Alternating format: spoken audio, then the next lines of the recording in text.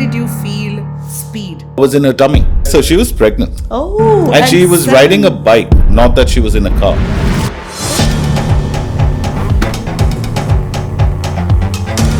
I actually started driving at the age of about 9. Can you describe that rush? It was pure happiness.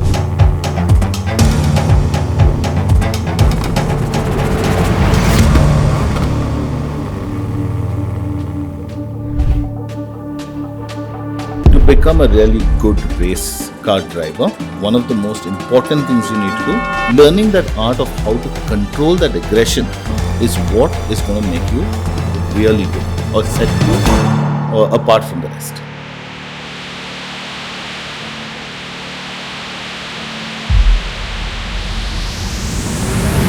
So for me, this whole journey is nothing but passion. Passion to an extent where I've lost a lot of opportunities of, work, money. Have you ever felt like giving up? On so many occasions, it's not fun. The dream, of course, is to win that title. All that you have worked for all this time, all the sacrifices you've made has finally paid off. It was well worth it.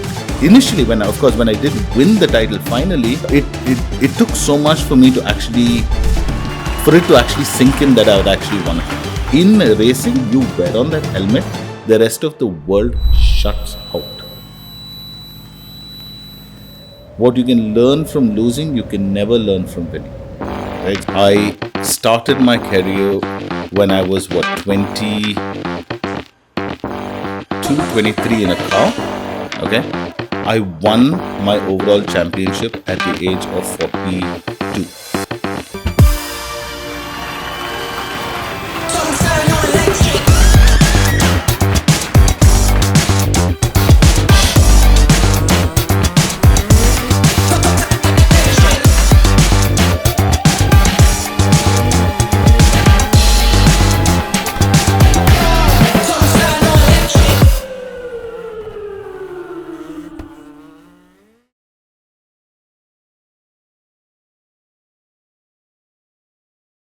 So, Chetan, thank you so much for being part of this.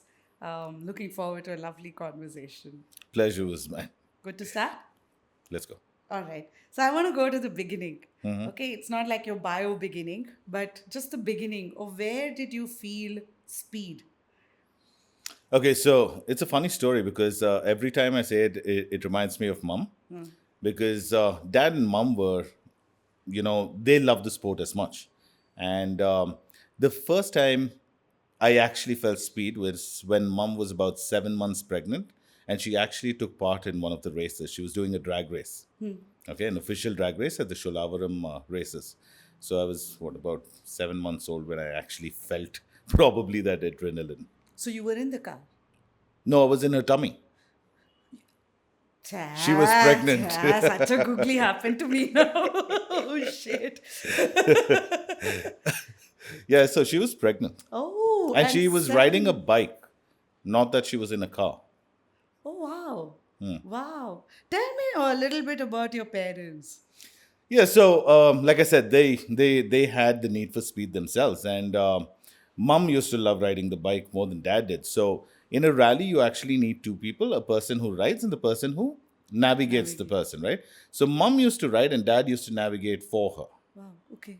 And so they did this for a good 10 odd years. So I guess for me, it just runs in the blood. Nice. And both of you, your two brothers. We are actually three brothers, but two of us, love the sport. One person just does not want to be associated with it. What's he doing? So he's a farmer by heart and by profession. He actually owns and maintains a lot of farms. Nice. And so, where did parents get into speed? Like, both of them were from a family of... No, actually not. I mean, we grew up on a farm, right? And there was just plenty of space around there to drive and have a lot of fun with automobiles as such. So my uncle, another legend in his own right, he was the one who actually got into the sport. There was no one before him, from our family, that is, who was in the sport. So he saw some advertisement and he said he wanted to try it out. Spoke to his father, my grandfather, that he wanted to actually go and try racing. And that's how I think the whole thing started with the family. So he took a bike, went out there, and he won his first race. And I guess like everything in life, once you achieve something in that field, then you actually start pursuing, knowing that you're good at it, right? And there was a lot of encouragement from my grandfather as well. And then mum tried it, mum liked it, and that's how the whole thing just snowballed into where I am sitting today. Wow. And okay, 7 months in the tummy is a different thing. When did you really feel the speed? Um I think I should say when my dad actually when I went and asked my dad to take me somewhere, and he said, you want you go, and I just got into the car one day, started it, and took off, and it was on the farm, Yeah. right? So a lot of open spaces, and my uncle used to live about 1.5 kilometers from where our house was. So I decided, I took the car and actually drove to his place. Of course, I was stuck in first gear, but it was a great opportunity for me to drive. But that rush I got that day, I think just settled in for me. Wow. And never turned back after that. Every opportunity I got, dad and mom wanted something from there, I'll go bring it. So that's when I actually started driving at the age of about 9. Can you describe that rush? Okay. I don't think I'll ever feel it again with anything else I'll ever do. It was pure happiness. I mean, the kind of feeling you'd get, which can never be replicated, I think. I mean, that's how I would actually think about it. I wouldn't even know how to describe it, honestly speaking. No, I think for me, no, cycle has been this, right? So the first time I learned cycle, I learned how to apply brakes, but brakes in the cycle, there's a technique. There's a front tire, the back tire. If you Right. don't know it right, the cycle just comes like Absolutely. this. I didn't learn it correct. And I went down a slope, and that speed was like, it just gave me, it A felt like rush. I have a bunch of Wings, wings, right. right? And then next I know, Kali Sisar paper is going in the background also. But the next thing I know, I am in a gutter with the cycle. But that experience of those wings and felt like flying, I think I still carry it with me. Absolutely. So you still go on your drives? Oh yeah, When absolutely. do you go? Whenever I get the opportunity. I mean, the car or a bike for that matter is more like an extension of me. It's no different from what I am. So getting into that car, just going in, on drives, or even if it means to go to the shop and back, I just use one of those vehicles because people tease me that I need a motor under my backside to actually travel anywhere. So yeah, automobiles is my life. So I still do a lot of driving. Yes. Nice. And when do you go? Like for me, cycle is whenever I need to de-stress, whenever I need Oh me no, time, all I of don't that. need an There's excuse. nothing. No, absolutely You just not. go. Yeah, I just go anytime, anywhere. It does not matter. I mean, my trip could be just down the road or to Leh Ladakh. I've gone driving up to Leh Ladakh a couple of times with no purpose, and it's spur of the moment decisions. So it's not a planned trip. It's not where am I going to go and stay? How many days am I going for?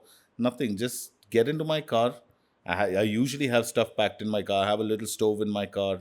I have a few utensils and stuff like that. So it's get into the car and just start driving. That's it. Tell me what else is in your car. Oh wow! I've got a fishing rod. I've got oops. Right, so I've got a fishing rod. I've got a couple of utensils. I've got coffee powder, sugar, and my milk or milk sachets as such. What else? A good music system because with the traveling, this music goes best with it. Yeah, that's about a torch. Okay, because I also love nature. I go, to like say Masangudi or Bandipur. I stay over there. Usually, I try to reach there really early or a little late in the evening. That's when most of your sightings are. So I have a good, nice, powerful torch where I can actually put it into the forest and see if I can spot any animals. So these are my basics. Like these chairs that we're sitting on right now, again, a part of our my car. So wherever we go, we can just plant the chairs, and so I love doing stuff like that. And if I strip off all your titles, everything, and just Chetan, who are you? Wow, that's a nice question. The truth is, um, I think I'm a person who just loves adventure. It could be any form, any sort of adventure. Routine is not something I actually like, but probably have inculcated. But the truth is, I'm a person who loves adventure. You give me an opportunity to do something offbeat, and I wouldn't even hesitate to try. So yeah, I think I love living my life that way, one day at a time, and it has to be challenging. It has to be exciting for me. That's what gives me my rush. So you want an edge all the time? I want to be on edge all the time. Yeah. On what kind of music do you have in your car? So I have a lot of rock. Huh. Okay. Who do you listen to? A lot of them. I mean, old time rock, right? Your 80s, 70s, 80s, and 90s, your Guns N' Roses and stuff like that. But you'd be surprised to know that I also listen to a lot of country and Western music, right from your Dolly Partons to, guys, people like that. So I love my country and Western music as well. So that's what I listen to when I'm traveling. When you're driving? When I'm driving, yeah. Huh. Oh, it's not like metal or something. Oh, no, no. No. I'm a very peaceful guy that way. I like slow music. I'm not, I can't understand today's music. Okay. I can't understand EDM. I can't understand, there has to be words, and those words have to make meaning when they're sung. Yeah. Okay. Yeah, I'm laughing because for me, while cycling, it is just silent. I don't need music either sometimes. Oh, okay. Uh, but when you need to calm yourself, then I need very loud music. It's very random and opposite, but there's a pattern to it. So I was just curious, how is it for you? Also, so what happens is music keeps you awake when you're driving, right? Because either you're humming to the tune you already know, or you're trying to listen to the song that's being played that you do not know. So while driving, and when you're driving very long distances, which I like doing, you get into a habit of actually listening to the music so that you don't fall asleep. So it's a good companion to have. And I've done a lot of trips where I've driven thousands of kilometers solo. Solo. Yeah. So it's a great companion to have. You like solitude? Um, Depends. But yeah, solitude, I'm a friend of solitude. I don't mind it. It's not like I don't like it. But yeah, I do like people around. No, but you like your own company. Oh, yeah, absolutely. You're comfortable with that, because if you're doing 1,000 kilometers, taking your bags off and or hitting the road, then there's Yeah. nothing like I need a company. No, no, I'm good with solitude. Okay, okay. And does your engine rev? In terms of? Like big part of rally for me at least, I'm a novice in that space, right? It's that whole revving of the engine. That for me is a vibe in itself. It is. So, although although we race cars and we're racing very powerful machines, um, when I drive regularly, I drive very slowly. I don't really drive too fast. Appadiya. Yeah. Because what happens is that when we race cars, we know what the repercussions are if you were to crash, right? You know you're endangering yourself, the person you're sitting with, or anyone and everyone around you. And most people don't realize the repercussions of what happens when you crash at high speeds. Because we race, we understand that. We've seen it, we've been through it. So we know not to go too fast. Even if it's very, very controlled aggression we have when we're driving on the road. Do we get irritated at other people driving badly on the road? Absolutely. Road rage is one of my biggest problems, right? Because you expect the other person to drive in a certain manner. And when they don't, it irritates you because you're driving in the way it should be driven, right? So road rage is a major issue. Um, but answering your question, yes, it is important for us to hear those revs, and I enjoy those revs. but it is kept only to the racetrack. I do not do stuff like that on the road. What do you do with road rage when it happens? Of late, I've been getting help with controlling my road rage. It used to be a lot worse before this, to the point where actually get off the car and fight. Like, Uh, dushum, dushum? yeah, fight. Okay. And of late, of course, with the help that I've been getting, I've been made to understand it's not a very nice thing to do. So I've started calming down a lot now. Yeah. Is it the 40s that have. And no, it's the company you keep, I think. Madam. So, one follow through question here, right? When you started your whole journey, seeing your mom and your dad in this field, seeing your uncle, and then really getting into it to today, if you were to look back, how has your perception changed to a perspective? What's the perspective you carry? Um, I think truly one of the biggest things I've learned and understood through my journey of motorsports in particular, and I'm talking about in motorsports, is people have this perspective that if you've crossed a certain age, it's too late for you to start racing or start driving competitively. That is a myth. I started my career when I was, what, 22, 23 in a car. Okay. I won my overall championship at the age of 42. Wow. Yeah. So, trust me when I tell you age is just a number. Okay. And I think at this age, there's a lot more clarity of what you should be doing and how you should be, doing it. As a kid, yes, there's a lot of young blood. You're raring to go. You're willing to take those few extra risks. But it's not always that's going to make you a fast driver, right? For me, I think what has helped is um, finding those techniques and mastering those techniques that got me to where I am.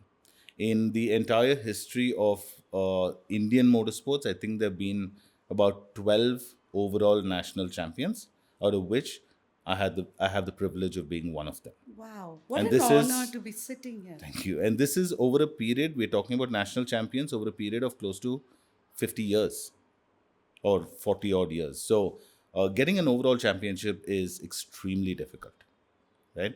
And like I said, that's where that age I said does not make any difference as long as you have the heart for it and you keep pushing for what you want. That determination is what's going to get you to where you want to be. And it's a hard journey. It's very, very difficult, but persistence is going to pay off.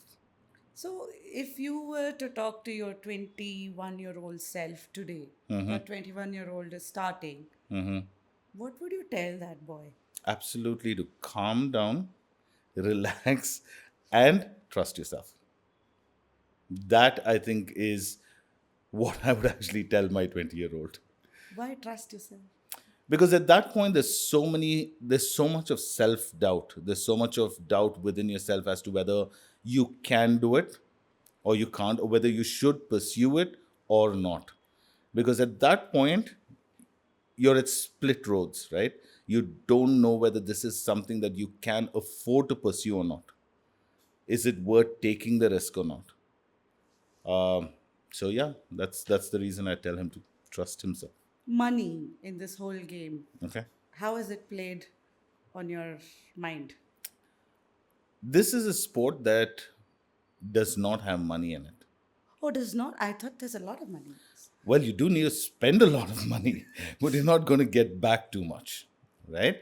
Um, just to give you perspective, if you were to take part in today's rally, the next rally, if I were to take part in, apart from a car which I've built costing approximately about, say, 35 to 40 lakhs, my entry, my service, and stuff like that, each rally cost me on an average between, say, 2.5 to about 3 lakhs. And this is with no frills or fancies, right?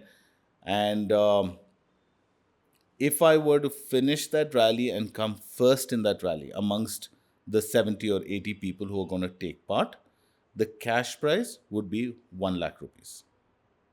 Minus, of course, your TDS and stuff like that. Tax. You get back Oh, about there also you have to 70,000, of give the course. government. So when you're paying your entry fee, you're paying an entry fee of 50,000 rupees plus GST. And when you get back 1 lakh minus TDS. GS, oh, minus TDS.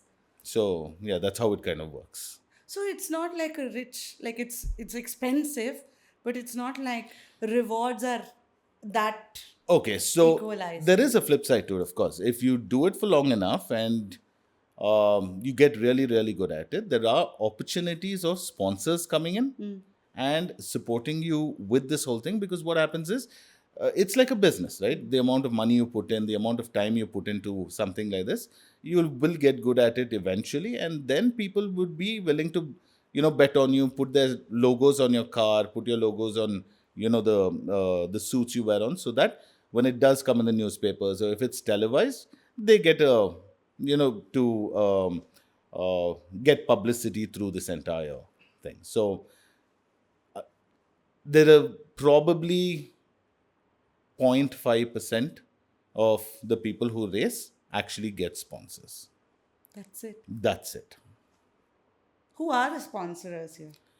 As of right now, I think one of India's largest motorsport supporter, and they've been doing it from probably the inception of motorsports in India to this day, has been MRF Tyres. They are people who have very religiously sponsored motorsports and rallying in particular from a very, very long time. Then, of course, you have, JK Tires. You have, oil companies like Castrol and, companies like that. But these guys, Castrol and all have come and gone, come and gone. MRF has always stood constant. JK also has been constant for a very long time, but even they have come and gone a couple of times. Got it. Yeah. Looking back, because you said I like living on the edge, that adventure of it. What is your perception of risk that has changed from when you started to today? How do you look at risk and how? Because we're talking about money, experience, the whole thing, and what I understand, it requires some drive from deep within, and it's not as simple as I will live this full lifestyle for 40 years or 20 years. Correct. So there is a cost aspect, an opportunity aspect, a satisfaction aspect, multiple things coming together. So So how is risk as a perception? Sure. So for me, this whole journey is nothing but passion. Okay. Passion to an extent where I've lost a lot of opportunities of, work, money. All that has taken a back step. Now, the risk involved is extremely high, but it is very controlled. Now, why do I say this? Because in our field, we're talking about high speeds. We're talking about an environment which is not very safe, right? Or that's the perception people are going to have.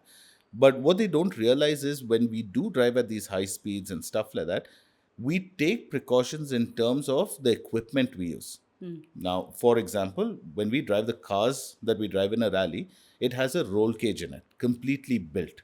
So even What's if a roll cage? a roll cage are pipes which are welded inside of the car, there are certain designs in which we weld it. So in case you flip the car, okay, the body does not crumble, and thus the name. It's a roll cage. So you're sitting like in a cockpit. The kind of seats we use are not your conventional seats. They are a single piece seat made out of fiberglass.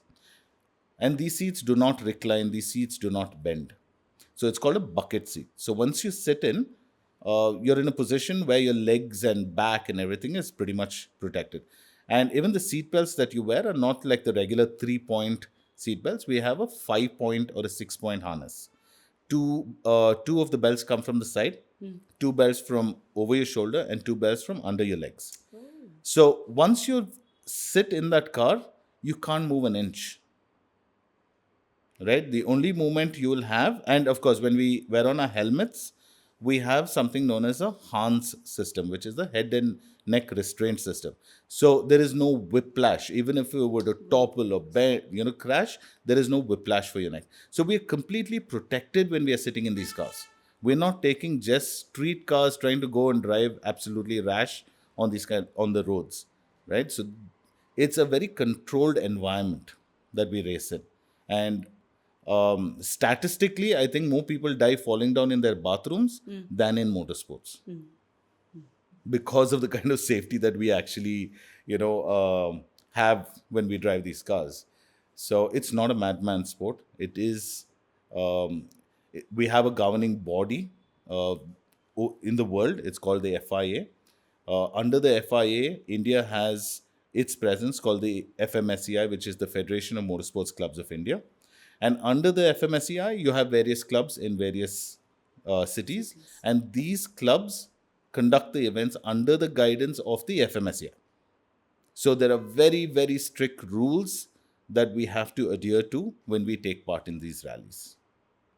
How long is your rally on an average? We have different kinds of rallies. The Indian National Rally Championship, which is our main focus, is a 2-day event. We cover a distance of about 300 kilometers, but it's in different stages. There is competitive stage, a non-competitive stage, and stuff like that. And then you have the cross-country rally, like the Himalayan rally, or the Redi Himalaya, which covers about 4,000 kilometers over 7 days, and was considered the second toughest rally in the world, only after the Paris Dakar rally, right? So there are different kinds of rallies. So, this seat that you just explained, you're sitting in that for hours together. Your ass, your back, everything must be hurting, right? Not really. It's not cushioned, but like all good things in life, no. The amount of adrenaline that's pumping through your body for those, even if it's a 6-day rally, you will feel no pain for those 6 days at all. You might need bed rest for 2 days after, After. right? Once everything, starts coming back to normal. But the adrenaline is so high that it's amazing. You have no pains or aches during this time. So, you're on a very high adrenaline that thing, Uh-huh. for a really long time. Yeah. Yeah. How is that? Tell me, what is that state? What is that mental state? And what Uh, happens to your body in that state? Body, absolutely nothing, because when your body is so pumped, right, it's taking care of itself. Okay. But your mind, it's an amazing place to be at, because it's all about competition, right? For us in rallying, it's about competition, and it's not wheel to wheel racing. Okay, this is stages. So there's one car that goes out, sets a time, and we have an app where we look at this timing sheet, and we need to try to catch up or beat that time, right? And this is happening throughout the day in different stages. So you're constantly trying to calculate, you're constantly trying to get strategies in place. Okay, let's say I've lost a couple of seconds in this stage. How do I make it up for the next stage? Then you're saying, okay, in the next stage, if you need to make up time, you're going to say, okay, you know what? I'm going to take that little extra risk of trying to brake a little later or shift a little earlier. So there's so much running through your mind at that time. You're not thinking about anything else in the world. You are so absorbed into what you're doing at that point that the rest of the world just disappears for you. Wow. It's a great state of mind to be in. Wow. That's a lot of focus, isn't it? It is. It is. Absolutely. Focus is something that's non negotiable when it comes to motorsports. You have to be 100% there. And this is not just you, your partner also. Yeah, so we are two people in the car, right? So my navigator is as important for me as I am in the rally car, because if he doesn't give me directions as to where I'm supposed to be going, I would never be as fast as I am. So motorsports, or rather rallying, I would say is broken up into 4 parts, right? You're driving, you need to be a really great driver, but What's you're a great driver? a person who'd be able to negotiate uh, the corners, a person who'd be able to take on adversities as they come, because every time you go around that track, the surface changes. So adaptability becomes a very, very important part of being a good driver, right? So a driver needs to be really good. Your co-driver needs to be brilliant, and the combination of you and your co-driver, you need to be able to trust him 100%. So if we're going down a road, say doing about 180, 190 kilometers per hour, and there is a let's say a 90 right coming, he's going to call a 90 right. You need to know how to set your car up to take that 90 right. Let's say when he's reading the map, he reads it wrong and says it's a 90 left instead of a 90 right. At 180, imagine breaking into a corner which does not exist. Shit, I can never be your co-driver. Surprisingly, you can, but it's the trust you're going to have, you know. And you should know your lefts from your rights. So that's very important. But yeah, so your trust in your co-driver is extremely, extremely important. And the bond you build with your co-driver is important. The third, of course, is a good workshop that's going to build your car. You need to have faith in them 100% because they build that roll cage for you in your car. You need to know that they've given it 100% top quality to build that roll cage, because if you were to flip, you need to know that Safe. you're going to be safe sitting in that car. That car is not going to crumble, right? So 100% faith in them as well. And the fourth part, which is in nobody's hands, is pure luck. You could have all this running perfectly for you, but if your luck is bad, it's just bad. There's nothing you can do about it. You could be 100 meters away from that finish line, break down, and not be able to cross that line. And it's happened to me. After doing about 280, 290 kilometers, I can see the finish line and the car's broken down and I haven't been able to complete after leading the rally throughout. So luck plays a very, very pivotal role in motorsports as well. Wow. What's happening? Yeah. Huh? Some guy has come. Okay. Okay. She wants to go out. Okay, we go back. Yeah. So we were talking about the 4 important things that are really required. So yeah, so like I said, luck is, very, very important. So I want to ask you one question. You talked about what's a good driver. What's a good navigator? Who's a good navigator? To be brash, you need to have a really, really large appetite for speed. Okay. And a lot of guts. Okay. Yeah, a lot of guts, because you're putting your life in somebody else's hands. Right? You're saying, okay, I'm going to give you directions. I just hope you can make that corner at that speed. And to be able to sit next to the person, and they don't even have time to look at the road, because they're giving you directions looking at the pace notes that we have made, that they have no chance of looking at the road. And you're going at incredibly fast, at a very fast pace. What speed are you talking about? There are times where we have touched about 180, 190 kilometers per hour on dirt roads. So this is not like your asphalt track or let's say a highway. We are talking about mud roads. And on that, we're doing these kind of speeds. There'll be dips, bumps, potholes, and stuff like that. A lot of rocks on the road. So it's a very scary thing to be a navigator. I have tried it a couple of times. It's not my cup of tea. I don't think I'd be able to sit with somebody when they're driving as fast as they are. Are you an OCD? No, not at all. No. No. Look how judgmental I got. Right? So quickly, like, oh, okay. But do you like staying on top of things, like control over everything? I'm not a control freak. I don't mind other people having control over a situation. It just depends which situation. In driving, I will not let anybody else drive me around. I'd prefer doing the driving. Do you give your car for others to drive? No. Oh, that took a while. Oh. I think I learned driving from my husband. It's a real test of marriage. I don't know what's with you guys and your machine. So it's funny because, like for example, since I have a rally school, I have 2 of my cars that I give to multiple people to drive. Huh. Right? Because I'm training them in that, right? I have to give it to them to drive. Not that my heart doesn't bleed every time I give it to. What happens? Where do you feel the pain? Right there.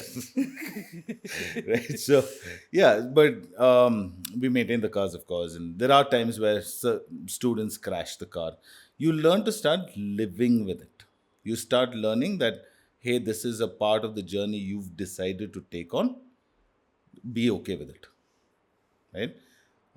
It is tough, but it does hurt. Every time something happens, it does hurt.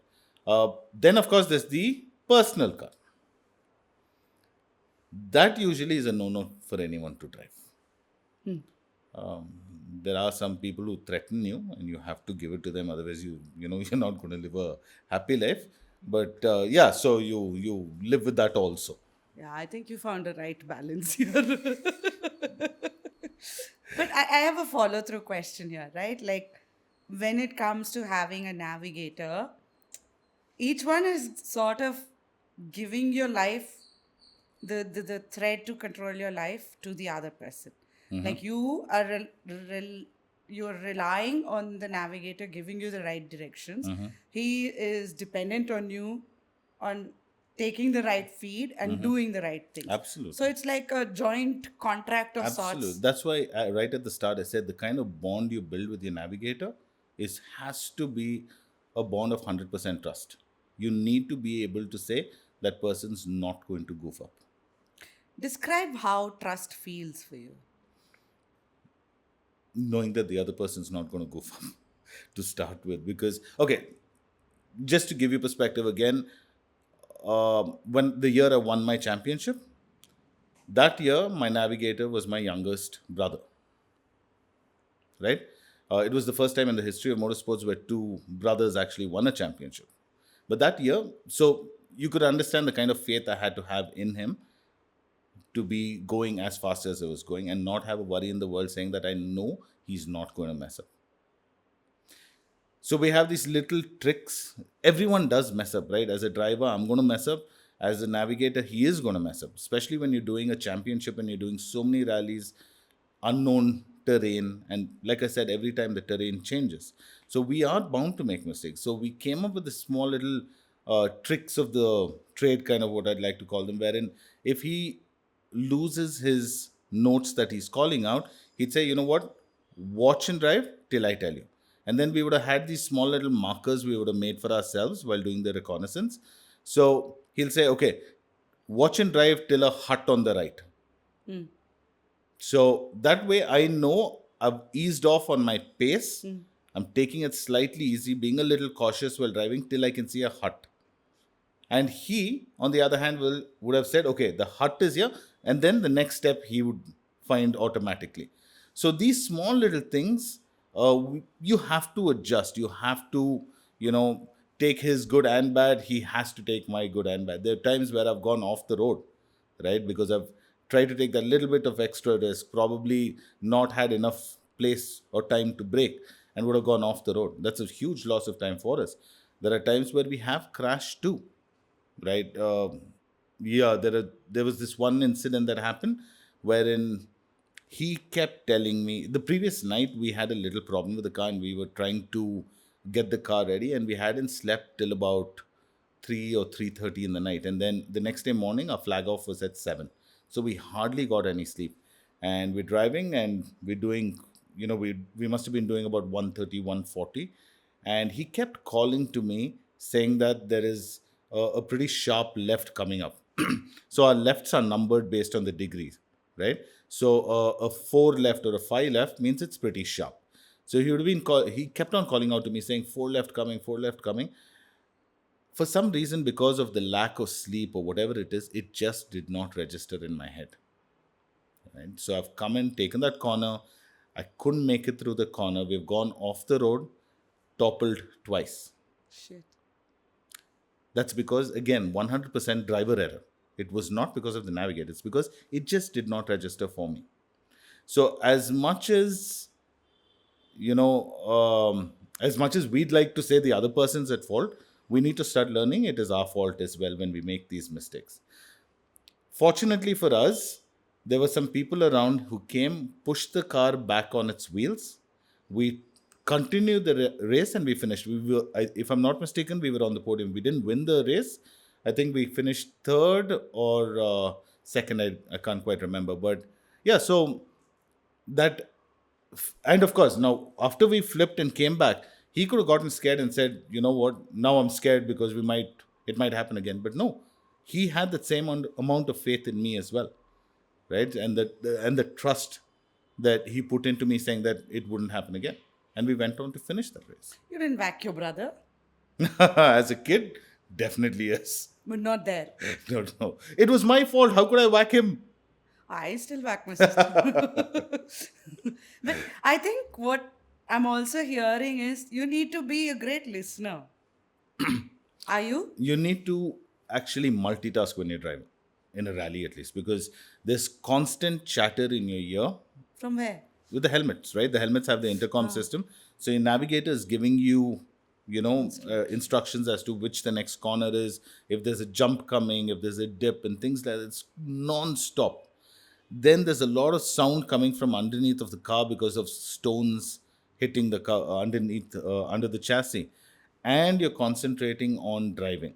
Your 100% focus is on the road. So there's so much happening all at the same time. Listening is definitely one of the most important parts for a driver, because unless he knows what's coming next, he's not going to go through those corners really, really quick. So you set the car up for a corner, right? So listening to what kind of corner it is, the number he's going to give you, say like a 3 right, a 4 right, a 5 right, or a 1 right, makes you go quicker and quicker every time. So listening is very important. So have you always had the same navigator, or do you? Oh no, It's no. random, or you? Fortunately for me, I've had really long stints with my navigators. So my one of the navigators that I started off racing with, we were together for close to about 15, 16 years. And of course, there was maybe a one-off where he wasn't in town, or, a situation like that where I would have used somebody else. But for the most part of it, it was him. Then my brother and I were together for about 3 years. And my current navigator, who's also a very, very good friend of mine, and very old friend of mine, we've been together now for about 3 years. It seems like you're very good marriage material. Great listener, you know, would know great spots, calm while driving, knows how to do quick decisions under, risky moments. Just the road rage part, which is like the other person should know how to, but great partner. Is that right? I actually wouldn't know. Eh, how should I I put put him in a this? spot. Yeah, Didn't I? absolutely. Actually, I don't think I'm really good marriage material, Okay, tell me more. because I've tried it and it's failed. Okay, but why I think it's not good. Why I'm not good marriage Forget material? marriage material, but a great partner. That I agree. Ah, I think I so can too. marriage. I can understand. Yeah, that's a lot of Because again, once you're married, no, you feel very restricted. And with a guy like me who likes adventure and who wants to be on the edge, restricting me is the biggest problem. Okay, So I don't like being restricted. okay, So marriage, no. Partner, I'd probably say yes. fair, fair. Okay, and did I go too personal? No, no, absolutely. Okay. No problem. And when your car toppled, right?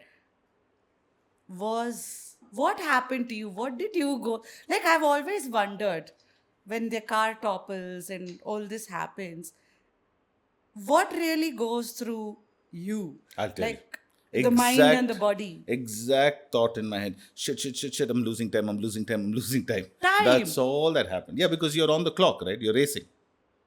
You're going ulta. You don't know if you're going to be alive. And you're thinking of At that time. point, that doesn't matter. The only thing you're thinking is, oh shit, I'm losing time. And how to make up for that time.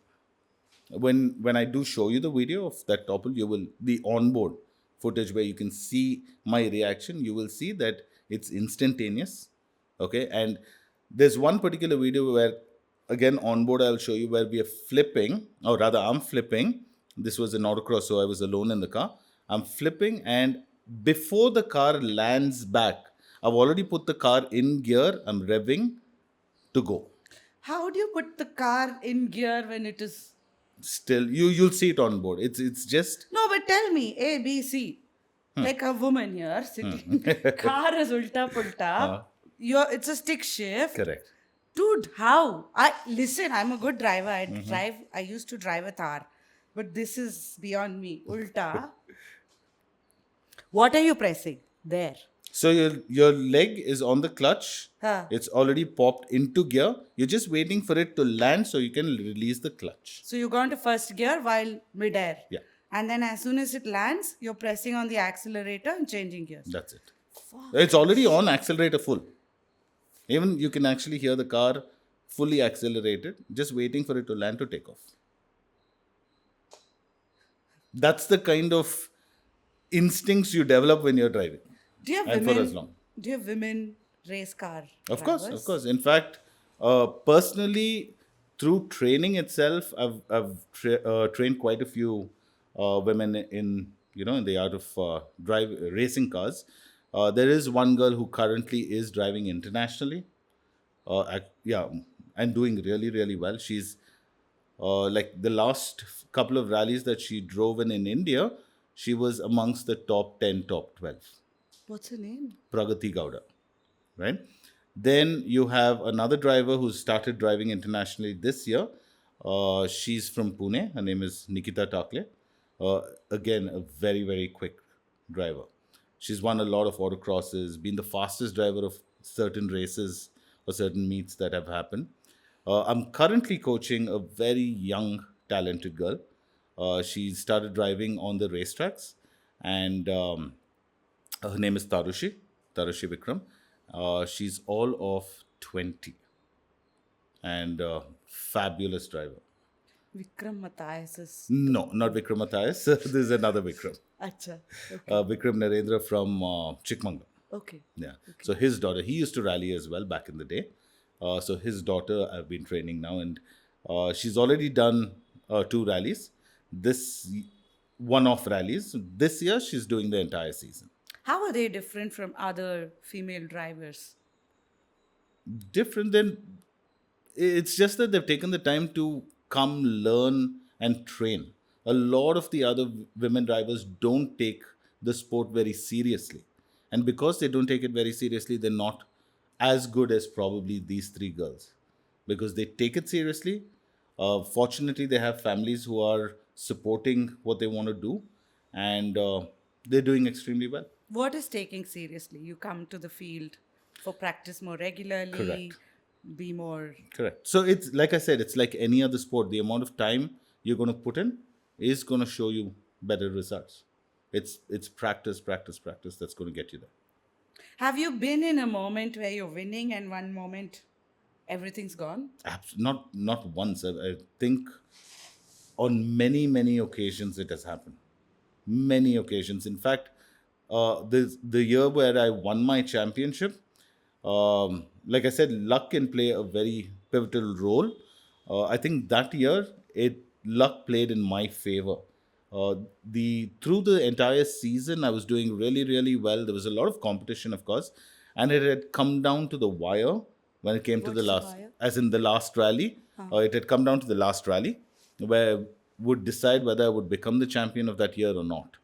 And my competition, obviously, it was the same situation he was in. If he had won, he would have become the champion. If I had won, I would become the champion. So that particular year, the last rally was held in Coorg, and we were doing extremely well. I think it's a 2-day rally. So on the first day, there were 6 stages. The third stage, we've come in really, really hot into one corner.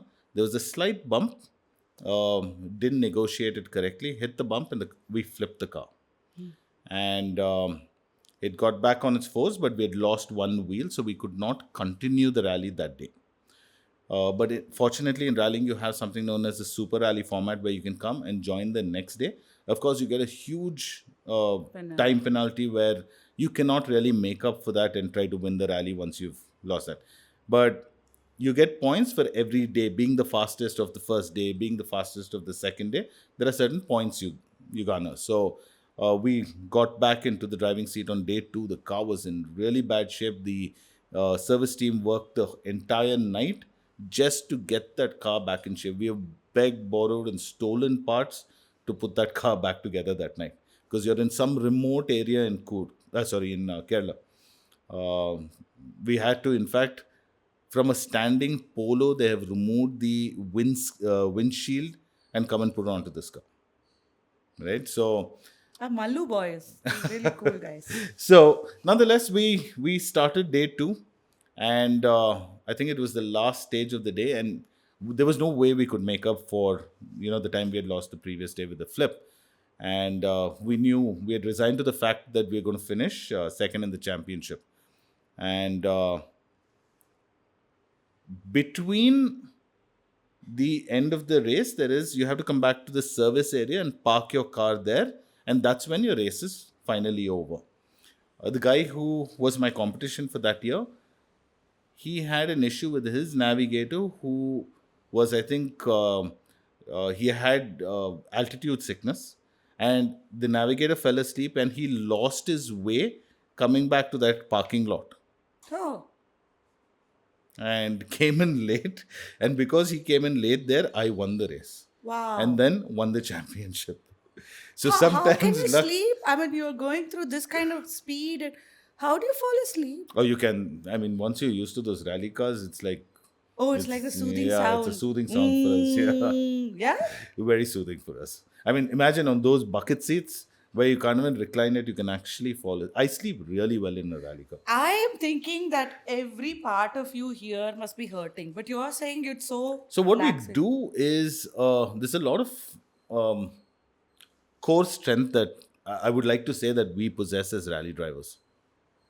Our core is very, very strong. So our backs and stuff like that, really strong. It doesn't show, but yeah. Core is here. Yeah, I'm talking about complete. Your core is, your Oh. inner strength is really, really there. Oh, you're not everything. Yeah. The strength of you. Yeah. Sorry.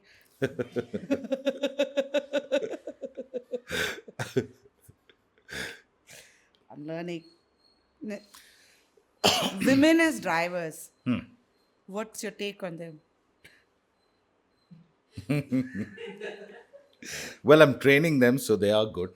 The problem with women driving on the street, I think I don't have an issue with them driving on the street. I think a lot of them are really, really good drivers. In fact, there was this one particular woman driver while I was growing up, okay, who used to race. Her name is Nawaz Batena. To this day, I think, especially in my younger days, of course, when I just out there, she was the only woman who's ever beaten me on a racetrack, on a proper racetrack with race cars. She has left me standing. I couldn't even keep up with her, right? So I truly believe there are some exceptionally good women drivers. The problem with women on the road is I think they try multitasking even on a main road. So they're so occupied doing other stuff, they're not really bothered about people around them. More, I'm not saying men don't do it. Since you asked me about women, I'm telling you about women. Okay, men also do it. I'm not saying no. But women, yeah, I think that's the issue they have. And the other thing is they use the excuse of them being women to get away with a lot of stuff. That I think is the most infuriating thing. I say if you've goofed up, own up to it. That's the only thing that gets me angry actually. I have to ask more, but then. Okay, have you gotten into a road rage with a woman? Yeah, a couple of times. What you did? What Nothing. she did? For you to get into road rage? The biggest issue that I've faced with them is to suddenly brake more than anything else. They expect everybody else to brake behind them like the way they're. India, driving, you have to anticipate and drive. Correct. What part of this you forgot? Okay, so out of the 3 times I've bumped somebody from behind, 2 times have been women. Behind, if you're driving and you bumped, it is your mistake. No, I agree with you. That's 100% I agree with you. That's what the cop also came and told me. I just didn't expect the woman to brake the way she did because the problem is it's not even like she braked. The car was moving. Okay, but at a very slow speed. So even I was behind her slow. It's just that she forgot to accelerate and hit the brakes instead of the accelerator. It happens. Yeah, of course. Yeah, especially when you're trying to drive with heels, it definitely happens. I'm not saying no. Acha. Footwear is very important while Yes, driving. Okay. yes. So when you drive the race car, do you wear shoes? Of course. We have, like I told you, we have very specialized equipment for our driving. Our suits, we have inners that we wear on in the suits, and all this is fire retardant. We have shoes. The shoes have to be fire retardant. Our gloves, we wear on a balaclava, which is fire retardant. So, You must be sweating oh yeah, inside. absolutely. Every time I go out for a race and come back, I lose about 3 to 4 kilos. I think I should sit in it. Wow. I'll come back to the women racing in a bit. Huh? But this was like. So you got into a road rage and you got out and did what? Nothing. I just had to shut up and go sit in my car You and didn't leave. tell her From anything. I couldn't afford to because that would be used against me in the court of law. We understand these things. Are you the kind who pulls your window down and starts screaming and scolding? I do. I so do. Yeah. your navigator's okay Unfortunately. with all that? Not in a rally car. I mean, the minute a rally car comes, traffic automatically just moves away. Fortunately. It seems to me like that is very meditative. Driving on traffic is like chaos. Absolutely. And I think one of the reasons I'm so good on a racetrack is because I take most of the frustration I have while driving on the main roads to the racetrack. And what I can't do here, I do that. What's the name you give your car? Do you name your car something? Chameli, Chulbuli? No, yeah, all my vehicles are named, but I'm not telling you the names of my No, cars. shut up. Tell me one at Nope. least. No, come on. Can't. Okay, so I have these two electric bikes. I'll give you the names of them. Okay. And there's a story behind it, so I'll give you the names. Yes. One of it is called Beckham. Okay, it's a he. Yeah. Huh. And the other one's called David. Both are he. Bugger. Bikes are his, cars are hers. Cars are she. Okay, one name. Come on. One name. No, I'll give you the name of the Kushak. Kushak, I'd actually named her Tiffany.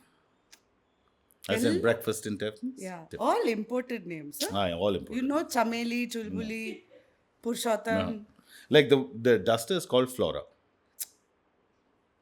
For me, no, I used to work in printers. They always go wrong. And they're all male names. It's like, he went bad again? But that's what I was thinking.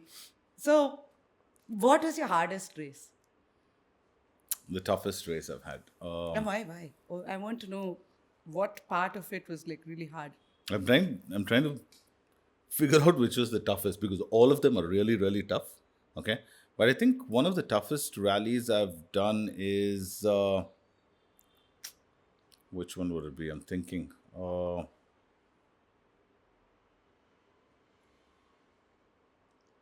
I think the Karnataka 1000 rally is by far one of the toughest because the surface, there's so many changes of surfaces, right? Or actually, no, more than that, I think the Coorg rally is the toughest, right? Because the area in which you're driving is between the coffee estates. So the roads are extremely narrow. Yeah. Those roads were built for jeeps to just, go and overlook the work being done in the coffee estate. So those roads are extremely narrow. And in those roads, you're trying to race cars. And you're doing speeds in excess of 120, 130. Oh, you're saying in that coffee estate? Correct. You're doing that. Correct. Those sharp turns. Correct. So At 150? 150, 160. And then there are these jumps there. So there's this one particular point in the Rally of Coorg where you're crossing a main road. So from one coffee estate, you're going to another coffee estate. So there's actually a tar road in between these two coffee estates. So now what happens when you're traveling from this side to that side, the tar road is in between. So it creates a jump. And that is one beautiful spectator point because everybody wants to also show off while doing that jump. So you have like hundreds of people waiting around there with cameras. So we come there, we are like in third gear in the car I drive, which is the Fiat Abarth. Third gear peaking means you're doing about 170, 175. In third gear, In you're third doing gear. this. Right. Okay. That car has a top end of about 210. So we're doing about 165, 170 because we hit the limiter once. And then we've taken the jump flat out. We were about 5.5 to 6 feet in the air when we were in its peak. Shit. Brilliant. The feeling of being airborne is another high by itself. I'm going to ask a tricky question. Uh-oh. Forget your engine. Your engine is top notch. Your navigator is great. Here you've gone. Like, you probably had a breakup or something. You fought with someone. I don't know. Did you have some of that situations? Lots. Uh, Getting onto the racetrack is the best thing you can ever do in a situation like that, because you're so focused on what you're doing there. It's like therapy. Give me what situation, what did you walk in with? What is happening? What did you walk in with?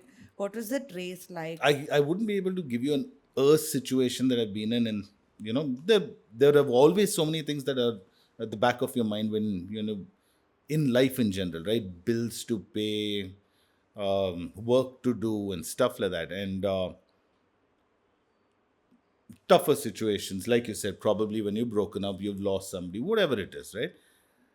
When you walk in, when you wear on that helmet, no, that is like that Magneto in X-Men, right? Where he doesn't get those parts the minute he wears on that helmet, he blocks everything else. So in racing, that helmet works like that for you. You wear on that helmet, the rest of the world shuts out.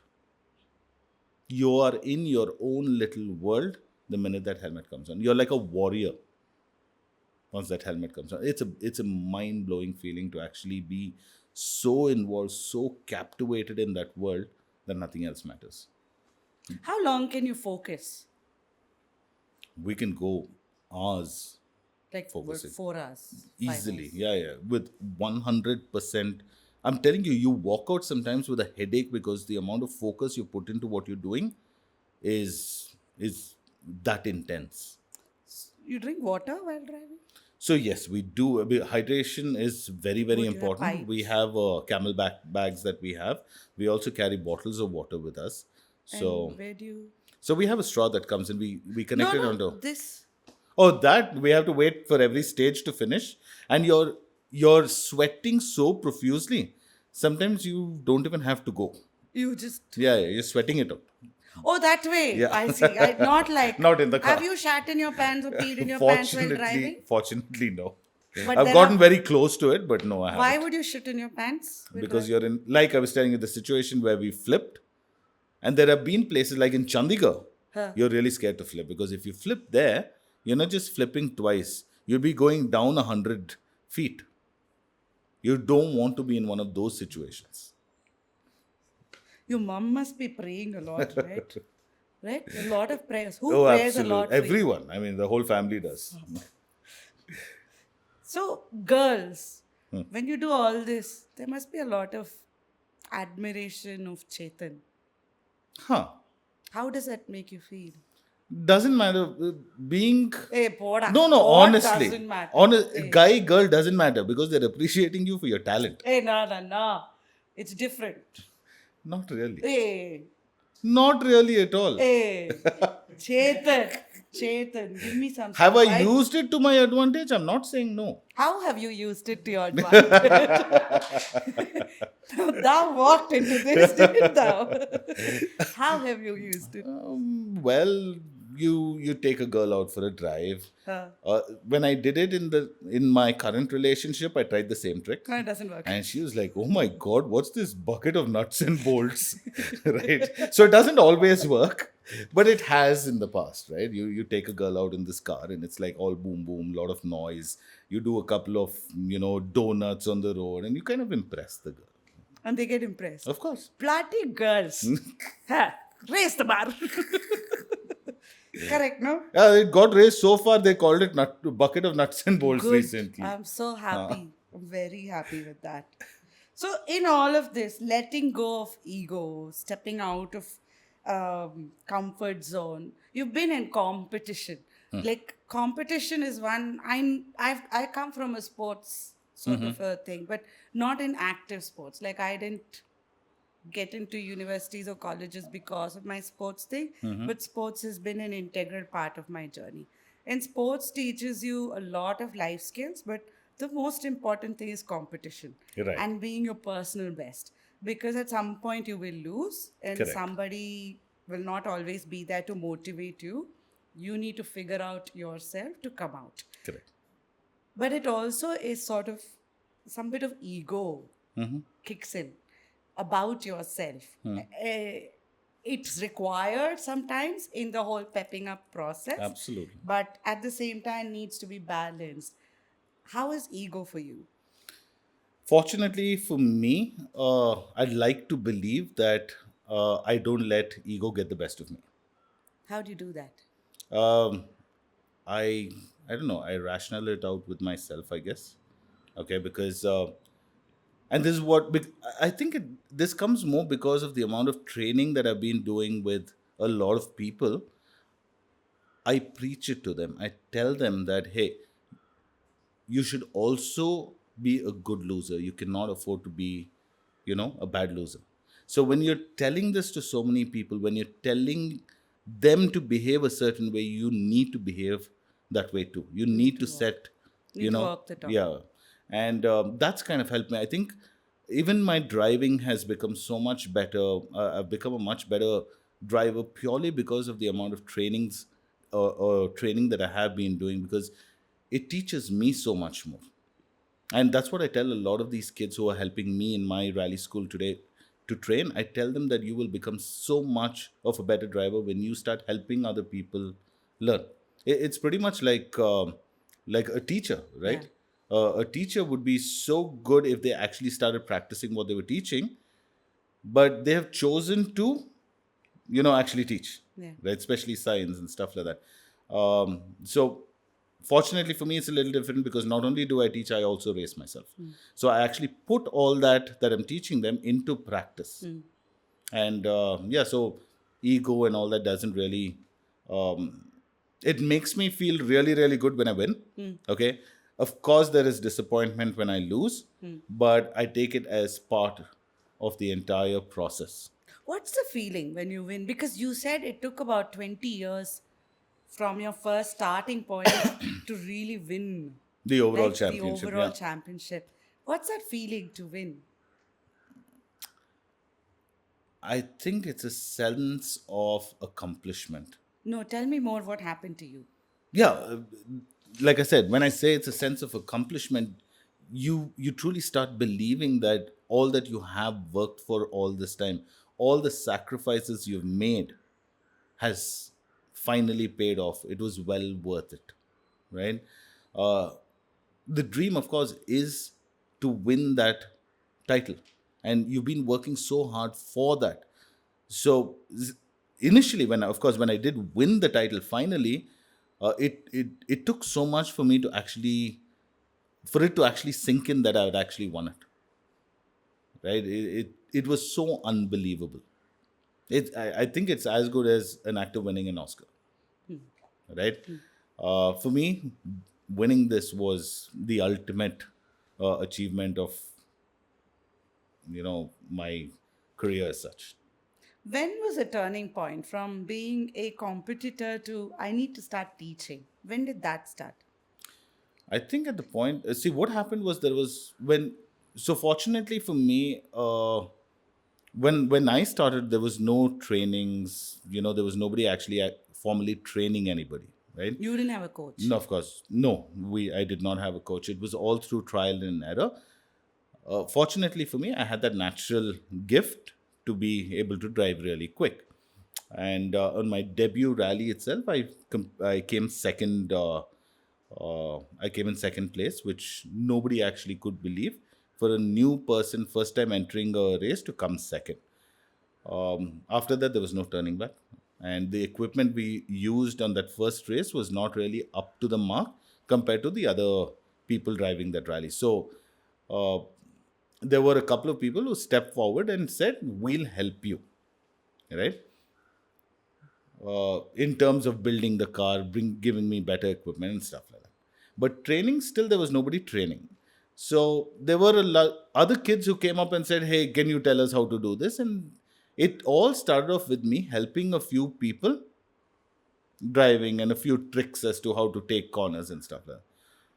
And because motorsports is so expensive, I realized, hey, there's an opportunity out there, right? Wherein when I'm helping people, I can also make a little of money so I can fund my dream. Because up until then, I was working in the corporate life. I was working in a company, regular salary used to come in. Oh, Yeah, okay. right. So proper corporate life, and I worked in that life for about 6 years.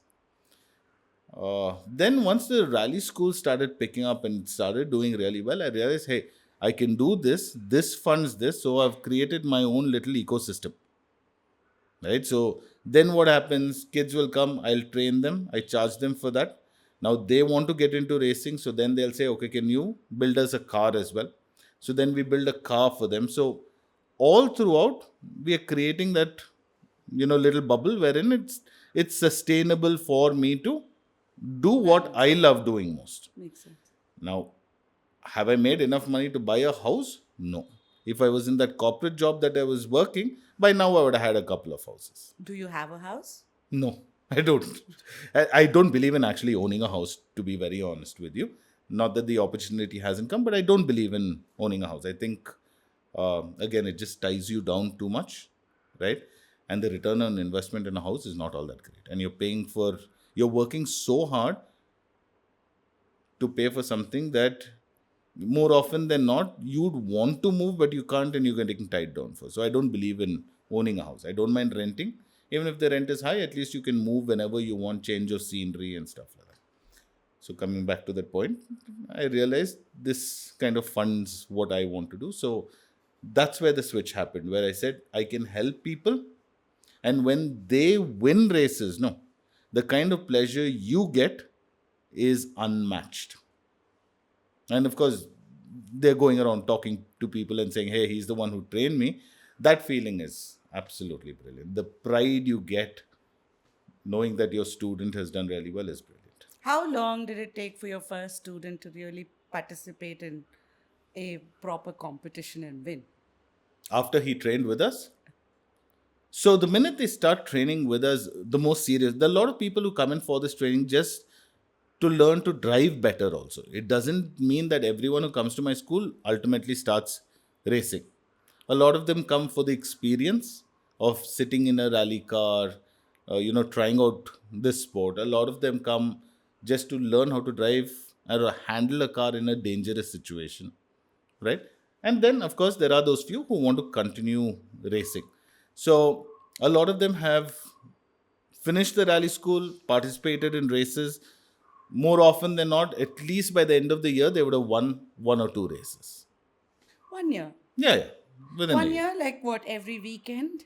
No. So we have two kind of races that we normally take part in. One is a rally, which is over 300, 400 kilometers, and the other is an autocross. An autocross is a very small format, wherein, like, to give you comparison, it's like a Formula One circuit on dirt. So it'll be about 1 kilometer, 2 kilometers in a confined area. We make a track there, and then we race on that track. There are people who specialize in organizing this, including me. I also organize these kind of formats especially for people who are interested in the sport but don't want to invest too much. So it's a cheaper version of rallying. How much does it cost? If the beauty of an autocross race is you can bring your street car also and race on it, because it's only about 1.5 kilometers, right? You don't need specialized equipment. So we have different categories that we have in this race. So let's say you bring your street car, you will be under the amateur category, under the stock category, and it's broken up further into CC. So let's say it's a 800 Maruti 800 you're bringing, it'll be under the 800cc car. So all the cars or competitors under the 800cc drive in that category. Got it. So how much would it cost for someone who's The entry starting? fee. No, if you're bringing your own car, it's only your entry fee, which is, there are some organizers who charge as low as 3,000 rupees and some charge about 6,000, depending on the facilities they offer, the cash prizes they offer, the kind of trophies they offer. Depending on that, the pricing of the entry fee So varies. if I really come for the other one, which is using one of your cars, So then you rent a car. There are many people who also rent cars out. Again, the rental of the car depends on how much modifications done on those cars. You can get a car as cheap as 5,000 rupees to as expensive as 20,000 rupees per run in an autocross, which is just about 1.5 kilometers. which is like how many minutes? Like About 1.5 minutes. Yeah, Minutes. that's it. Okay. 1.5 minutes of driving, Okay. you'll be paying that much. Like I said, it all depends on how much modification is done. Are there more students coming? Are there more interest? I think the reason I'm asking you this is at some point you believe that this is a sport that needs to be talked about. You believe that more people need to understand the myths around it. You need to unravel those myths and get more people to come and really enjoy the game, the sport of Absolutely. it. And you want to build a community around it. Correct. Right? Correct. And so you move from being a competitor to a mentor to a larger community builder, Correct. right? So I'm trying to see now for people who are watching us, and I'm hoping this will like really spread like wildfire, and there might be quite a few of them who want to come in. Where do I start? What do I need to plan and keep aside? And when do I know I am moving from amateur, just interest, how long should it be, to really getting into competitive? Okay. Um, the truth of the matter is, motorsports is slightly niche. Okay, because unlike most of the other sports where you need a small area and equipment you can buy off anywhere, motorsports you need specialized equipment because, of course, safety is very important, and you need a larger space to actually race. So, motorsports is slightly expensive. Now, the best way to get into it, of course, is to attend a rally school where we'll teach you everything there is to know about the sport, right?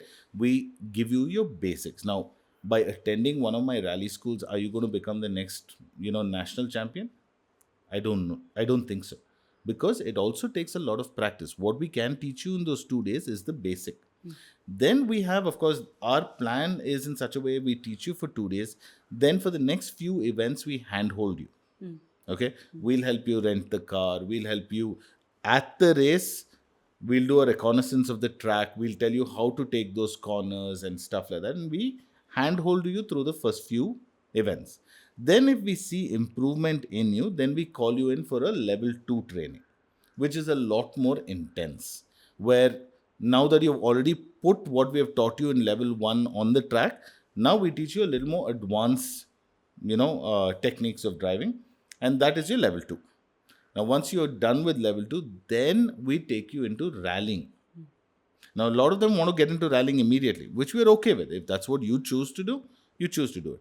But if you were to ask me which is the right way of doing it, I would tell you to learn to walk before you can run. Yeah. Right? So do the first small events first, then get into rallying. And even there, we handhold you through it. We help you trying to get a navigator and stuff like that. So that is the way we'd like to actually, get you to get into the sport. We're also trying to do smaller courses for people. Like, the truth is, I believe that all of us are born with that rush of wanting to ride or drive, because especially today it's different, but back in the day, what is the first toy you'd give your male child? A car or a bike for them to play around with, right? Today, that's also changed. A lot of women, like, or even with girl children, the first thing they pick up is a car or a bike to play with, which is so beautiful, right? So there's no gender bias at all when it comes to that. Somewhere along the way, we lose that focus of this is what we want to do, because life actually gets Takes over. hectic, right? You need to earn, you need feed the kids and stuff like that. So we lose focus. Now we are trying to give you back that opportunity or love you had as a child. So we are starting something called motorsport. Sorry, what's the name of that experience? The new course we want to start. I can't get the name, but I think it's something got to do with the motorsport experiential day. So it's going to be like a 1-day program wherein you come in, we give you a chance to drive the rally car one round, we take you for a proper round in the rally car. And then there's a lot of theory we give you about how to drive, road safety, and stuff like that. So we're trying to make this very, very economical so anybody and everybody can come and attend one of these. Nice. The other thing we want to do is run events where we don't ticket anybody to come and watch these events. We encourage people to come and be a part of this entire platform of motorsports, where they can come and see how safe motorsports is, breaking those myths that motorsports is dangerous, motorsports is a hooliganish sport and stuff like that. That's a myth that we want to break. So we are encouraging people to come and watch our events, and we don't charge them anything for it at all. No, I can relate with most of this. My sister and I, when we first bought, both of us had cars, and there's a lot that needs to change in India, I guess. When we go to buy the car, they look at the husband and they're like giving the key to their husband first thing. The car, the driver's seat, vanity, but then it doesn't have a mirror. So it's all built for a man, right? And then my mom, for example, when we went home, she was like, why can't you all just be like girls? Because both of us were picking up Thars. I think that mindset needs to change. So I'm going to ask you one thing. So the other day when I was talking to my business partners, one of them is from Nepal. So she was saying how in Nepal there is this concept which is not common out there. But if you go to any store and you're picking something and you say, I might be getting this word wrong, AMRO discount, they'll invariably give you a discount, Oh, right? So for those who are watching this and listening, let's say we start saying that you just put AMRO discount, or we'll figure out what is a tag. Can we arrange something like this? Would you be up for that? sure, why not? Yeah. Absolutely. See, we want more people to get involved, right? And, the fact that we're doing this right now, this podcast right now for me comes as such a blessing, I would say, because you are about helping me as a medium to get my word to probably so many people who did not know about so many things we're talking about right now. For example, how safe a rally car is, how approachable are rallies or people in motorsports, right? Or where to even start from. So this is a great opportunity itself. So yes, I would love to offer any of the viewers on this podcast a special discount if we could. Oh, lovely, lovely. So I think I want to call out here that this is not a paid gig. This is something for us as Attitude Makeover. We believe in the power of communities and how communities come together. And here's a community that Chetan's building, and it's on interest that we start building communities. And for us, these are partnerships that really go a long way. And I really believe in this process of building communities. So want to be there throughout this whole Lovely. thing with you. In fact, I should tell you about a very interesting thing. I mean, we believe that our community is a very, very tight community, the racing community, right? There are different forms of racing, bikers, cars, go-karts, and so on and so forth. And even with our training, what happens every time I run a training batch, we take up to about 8 students per batch, right? On our level ones. And we just completed one in Goa last weekend. And the youngest student I had there was as young as 15 years old, right? And the eldest student we had there was about 67, Oh, right? So fortunately for us in our community, like I was saying right at the beginning, age does not matter. As long as you have the heart for it, nothing else matters. Of course, we get most of our people at the age of about, say, 30 and 40, because at that point you've done your work and you can afford to start racing. Anyone younger than that are fortunate because they have parents who are willing to support, what they want to do. But it's a great community to be.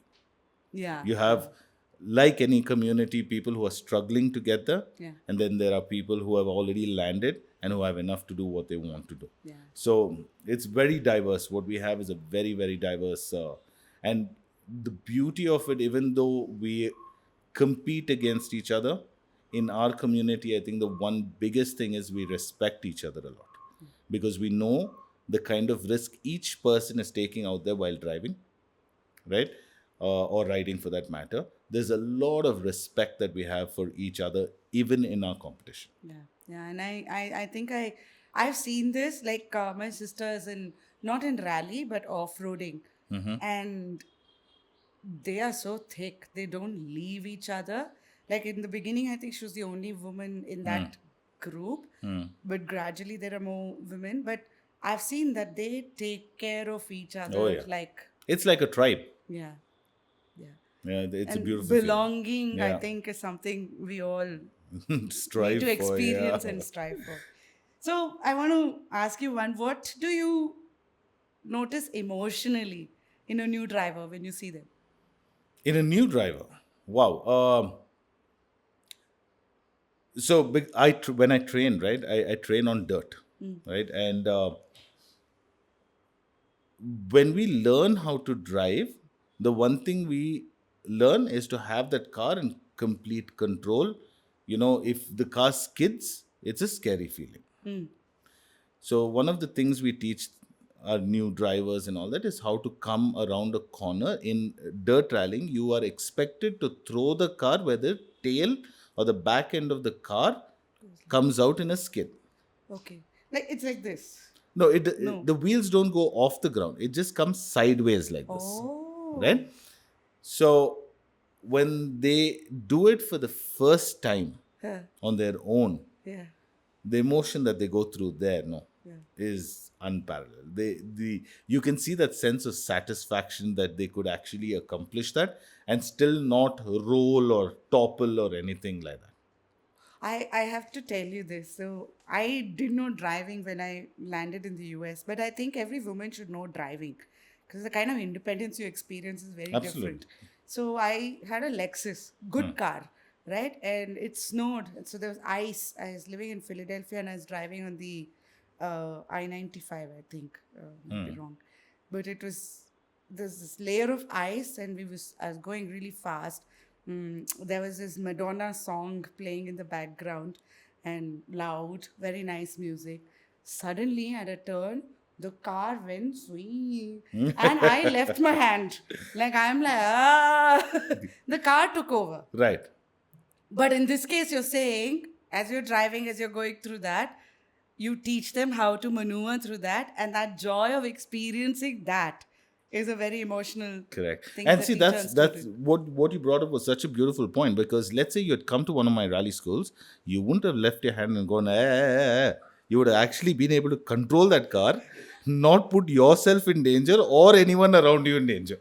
Yeah, I got so many like this, It was not funny. That experience was like, someday I should do one chronicle on driving, Sowjanya and driving. It will be wonderful hits. Huh? Yeah, such में. Huh? You.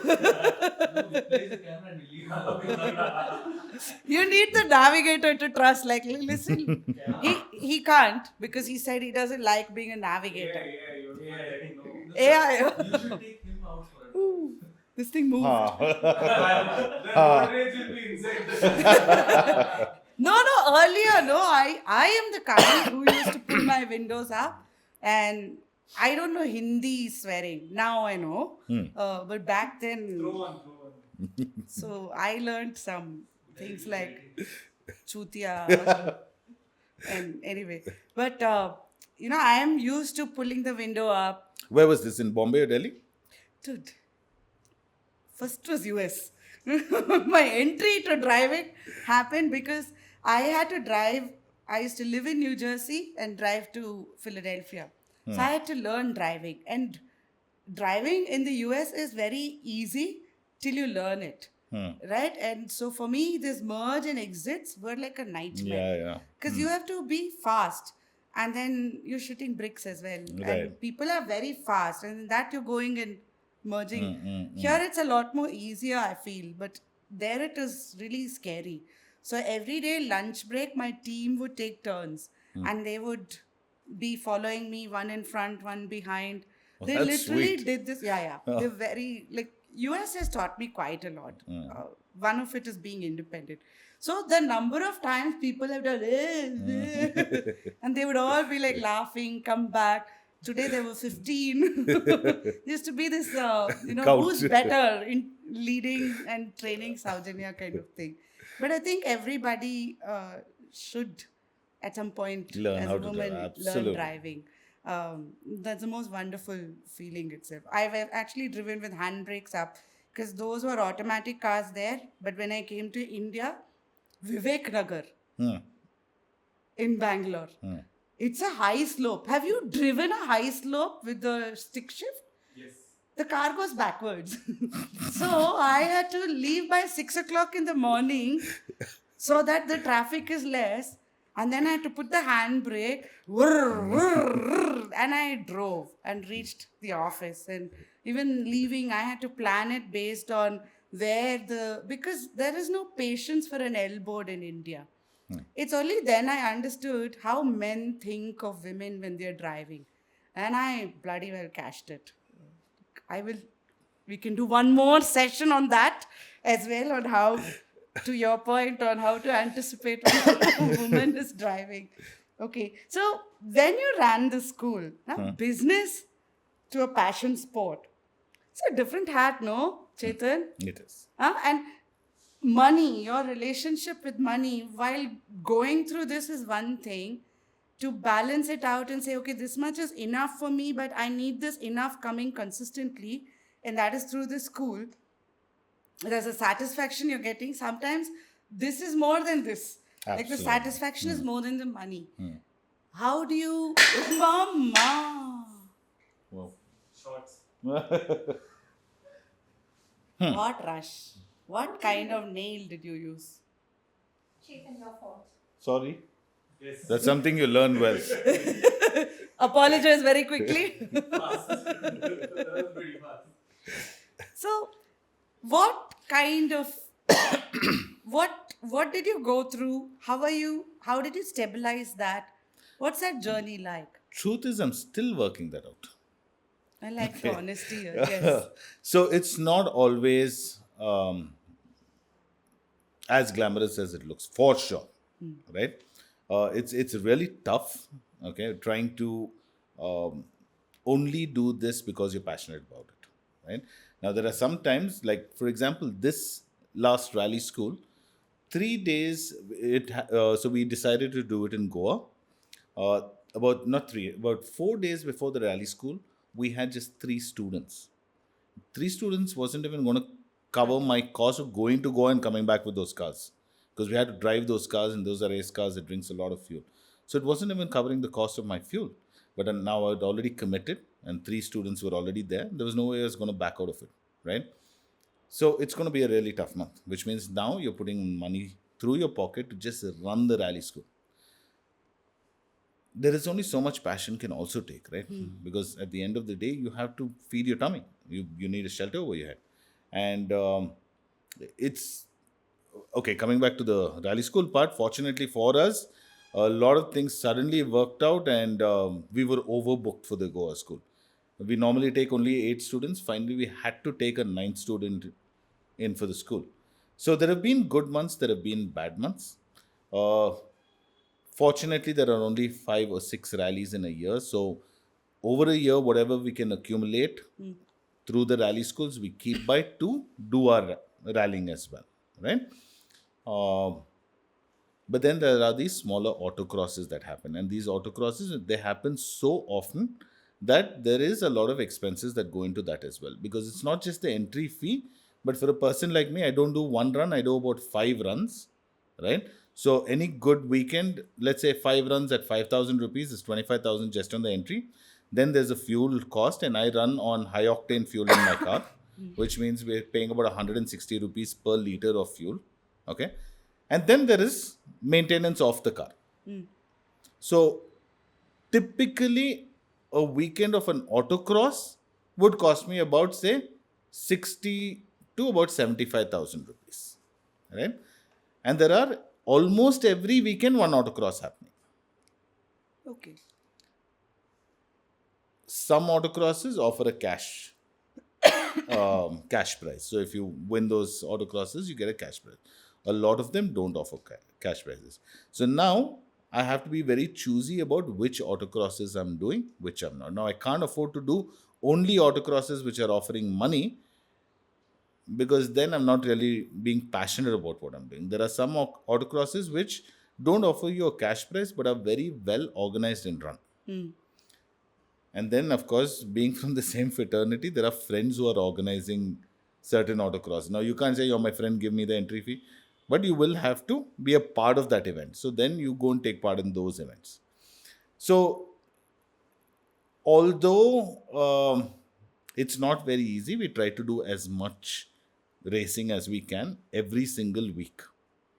Okay, our days are relatively free. Sorry, our weekdays are relatively free because most of these events are designed over a weekend. So what we try to do then is try to start other businesses which we can actually run on a weekday. You cannot, if you are full time into racing, I assure you, you cannot hold a job.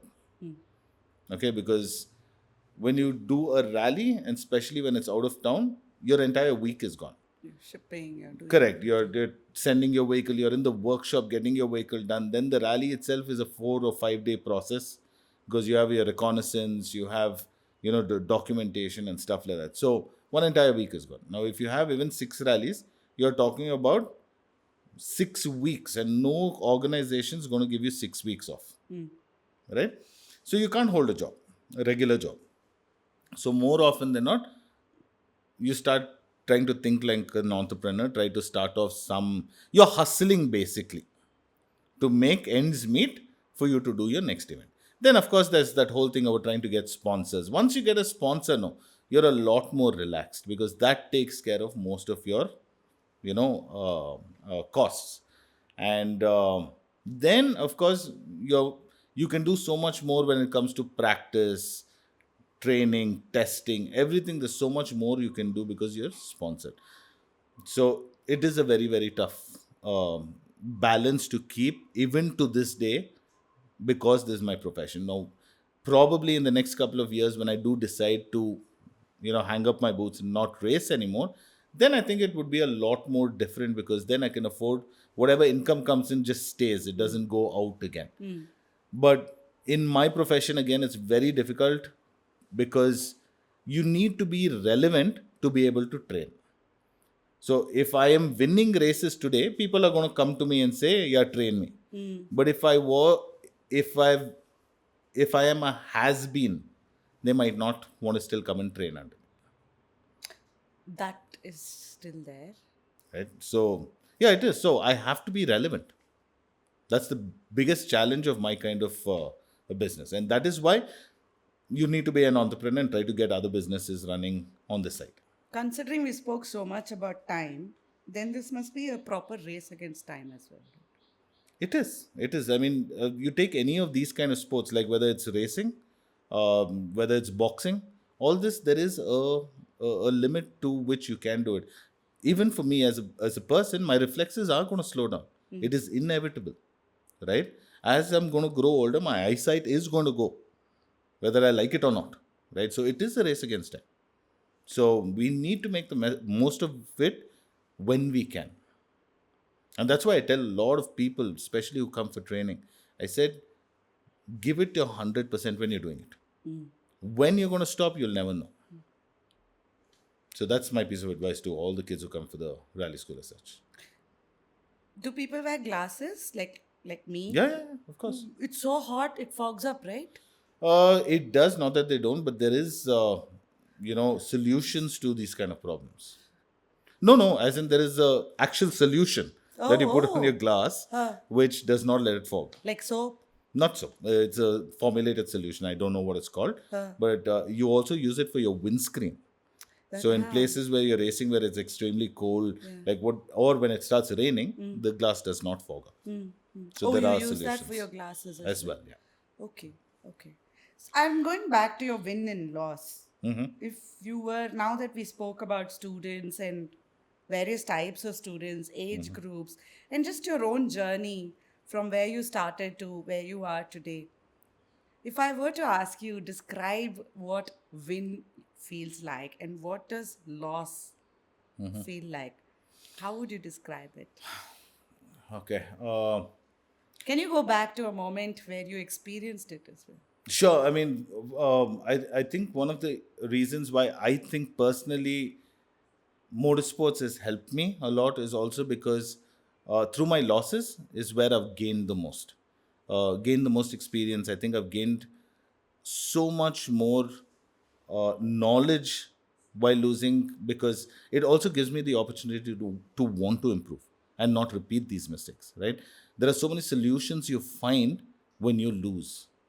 Do you remember any one which was like game changer? After that, it just changed something fundamentally in how you drive? Absolutely. Not just one, many. For example, I told you about the crash I had where we worked to make sure the car is ready, and then got in. And then, like I said, I was blank when my navigator kept telling me there was a turning coming. We still flipped.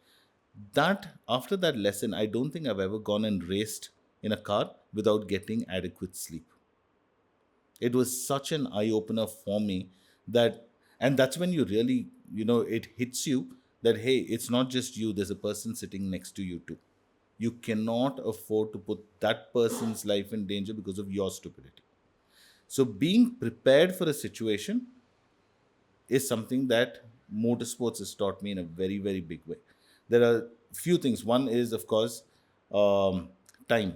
Time management is something that's very, very important when you do racing, because it's all about time, right? You cannot afford to be 1 minute late, and you cannot afford to be 1 minute early. You get penalized for being early. So it teaches you how important time is, right? It teaches you to be very prepared for what you're going out to do. Like, even if it means one small screw that needs to go in its place, it needs to go in. If not, that one screw can actually lose you a rally. So being prepared, making sure that everything is in place, is something that it definitely teaches you. So losses is your biggest teacher.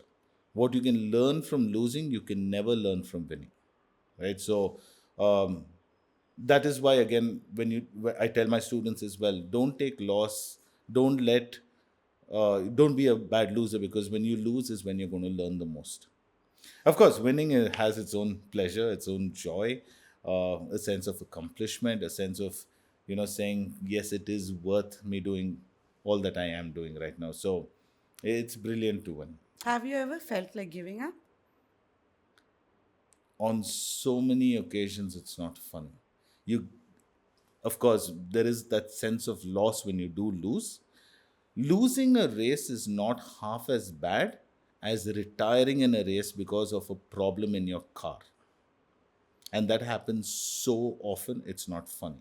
Like you've trained for it and your vehicle is giving Correct. up. And that also not because of the tuner or anything, that it could just be because you're running on such difficult terrains that these cars that we race are actually built for the street, not specifically for racing, right? So there's only that much these cars can also take, right? So you could go hit one bump and something as small as a fuse might fall off, and it's the end of your rally.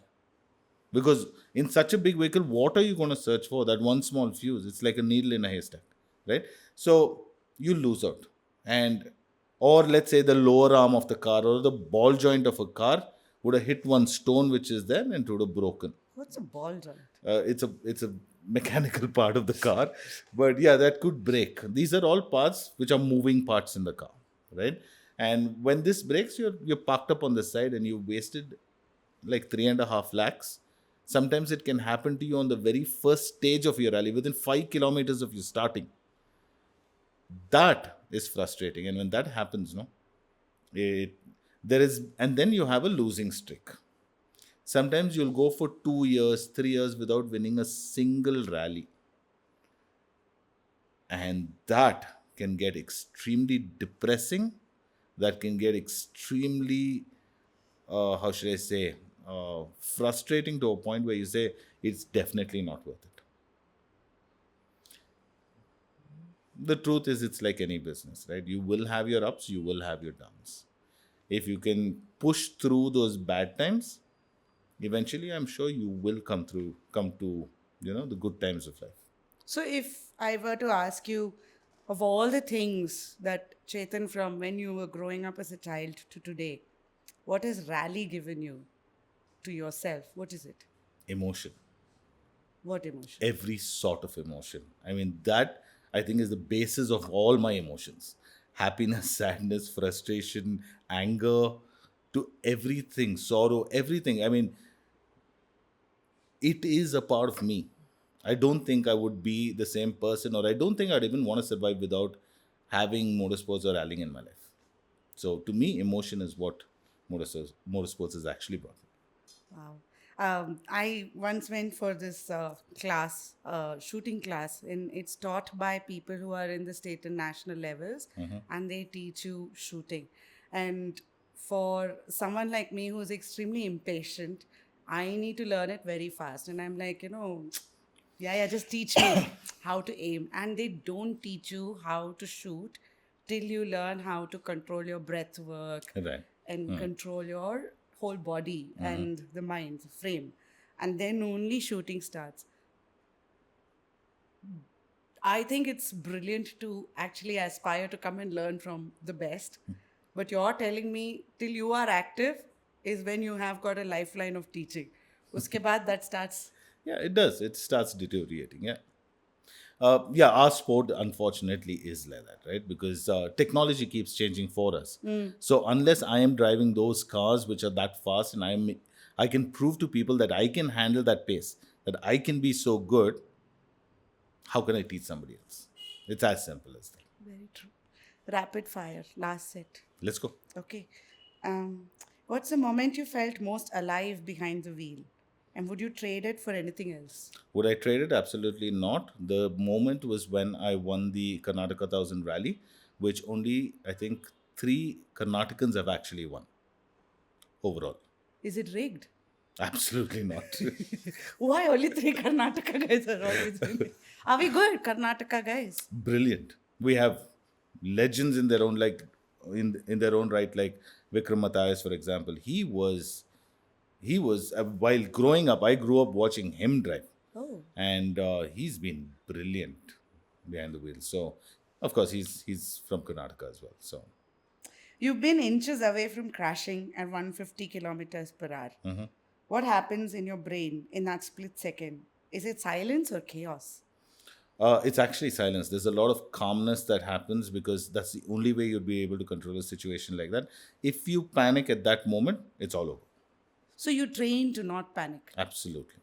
In a lot of life situations as well, you will see me extremely calm in a situation which is chaotic. Such a good partner, dude.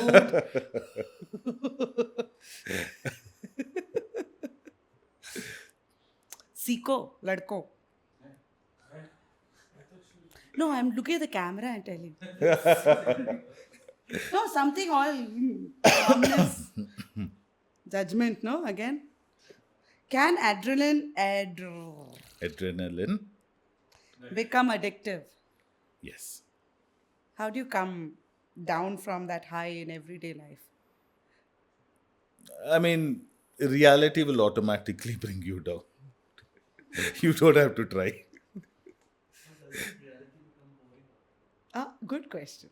Well, not really, because then you're looking at opportunities to actually get your adrenaline growing again. So you're already seeking it. You're always seeking it, of course. Of course, you're always seeking it. Whatever you're doing, whether you're playing a video game, right? You're driving a car, whatever it is, there's always adrenaline that you are seeking. So, adrenaline releases dopamine. What does dopamine do? It's your happy drug inside your head, right? So, you're always seeking it. How much is enough of it? When you know that you're not causing a problem for anyone else around you, that much is enough. When you get too addicted and you do anything too much is obviously bad. So How do you know when you're getting addicted? then people will start telling you. You should listen You to should start listening. Have you ever won a race but walked away feeling empty? Yes, I have. And the reason I say this is because winning a race, of course, it feels great to win a race, but if you're not winning it against the people you actually want to race against, if the competition's not as good as you expect it to be, you actually walk away feeling very empty. You don't think it was worth winning that race. Oh, yeah, I know this. I was chess champion in Bharat Electronics. I used to work in CRM. It was a walkout. What is it? Walkover. Walkover. Nobody had put their name, so I was the only woman. So I won the women's chess championship. I was like, yeah, but then it did feel nice. Like, Correct. you have a big trophy, but it just didn't give you the high. Absolutely. You've been through that. Not a walkover, but I have been in places where some of the most serious competition that I would look forward to hasn't landed up, and I know the rest I would have beaten any which way. So, But the others must have been so cool, no? Like I came second with Chetan. that has been there. But I also get cursed a lot when that happens because if I wasn't there, then they would have They won would have it. been No. first. Yeah, yeah. Okay, racing teaches you that fear doesn't vanish. It just becomes background noise. Does it? What does the sound? What's that? Oh, I'm going to try again. Racing teaches you that fear doesn't vanish. It just becomes background noise. What does that sound like in your head? Okay, it teaches you that it does not vanish. Absolutely right. Okay, it is background noise. Maybe not so much because you're trying, what you learn to do is silence that noise. You don't let fear take over. Because the minute you let fear take over, then there's a lot of hesitation. Once there is hesitation, then you're not giving it 100%. For example, if I were to be coming down a corner and I've decided I'm taking it at about 140 kilometers per hour, and then fear suddenly sets in, I'm going to hesitate. Then either I'm going to brake too early, I'm going to brake too late, or I'm going to goof up. So I know there is fear, which means you need to be aware that if you overdo it, there could be repercussions to it. But at the same time, you silence it because you need that moment to know what you're doing and not let fear set. So you try to silence it. Wow. This is such a powerful thing you just spoke. I Because- can give Gyan. I've been teaching for a long time. No, it's really coming out of experience also, It is, right? yes. Like fear can be fear of uncertainty, fear of many things. But you're saying it's all controllable Yes. if you just pause, calm yourself, and then so it's part of you. Just accept that this is part of the process. Absolutely. It's not like you're denying yourself that I'm never going to feel. So, to become a really good race car driver, one of the most important things you need to do is learn to have controlled aggression. You need to be aggressive. But learning that art of how to control that aggression is what is going to make you really good or set you apart from the rest. So, whether it's fear, whether it is adrenaline, to any of these things, everything needs to be controlled. And once you learn how to do that, no, not just in racing, but in life in general, it will help. What is a controlled aggression? Like I said, any of these emotions, even if it, let's say, um, let's say there's a jump, okay? You're going to say you're going to go flat out into the jump, take it, land, and it's going to look spectacular. You're going to make time and stuff like that. At the same time, what you need to be thinking about is if you were to take that jump flat out, yes, it looks spectacular. Yes, you will probably make time, but will the car survive after it lands? Right? That decision. So you're going to be controlling your aggression. You need to be aggressive. You need to take that jump. If you don't have aggression, you're going to go really slow over that jump and then you're not going to make time. So you need that aggression to have the guts to say, okay, I am going to take that jump and I'm going to go flat out on it. But at the same time, you need to control it because there are repercussions to it. So that control that you're going to have over so many things you're going to do is your controlled aggression. Got it. What we call as calculated risk. You could call it calculated risk, correct? Do you still chase adrenaline? I think you answered it. Correct. Or are you now trying to teach others how to respect it? Definitely teaching people to respect it is the goal, right? Because like we just had that whole discussion. One, the thing that you are, or my goal to teach people is that controlled aggression part, okay? And of course, respect adrenaline, because if you push it beyond a certain limit, it will come back to bite you in the backside, right? Too much of anything is going to be hazardous. However good it is, it's not advisable. You started out racing for yourself. What was the exact moment you realized this isn't just about me anymore? I think initially, like we said, we started this whole thing off by helping other people out because you were good at it. And it feels good when somebody comes and says, hey, can you help me learn something, right? It's a feel good factor that you get. So, that helping people out, you could probably call it selfishness because you feel good about it. And then it turned into a business by itself, and then I guess it was a win-win for everyone around, right? And it makes you feel good, and you want to do better and teach them better. Once they start winning races, makes you feel proud. That itself is another adrenaline shot for you. So yeah, it all kind of boils down to that. That switch happens when people start winning. And racing is a very regulated sport as well, right? It Like is. drugs to everything. It's extremely regulated. It is, yeah. How regulated is it? Very, very regulated because uh, it is, how should I say it? The federation that we race with or that governs motorsports in India is affiliated to the government, right? With that comes a lot of norms.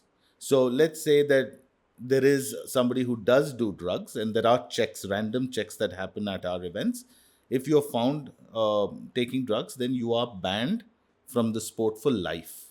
A lot of sports also tell you that you're banned for 2 years, 3 years.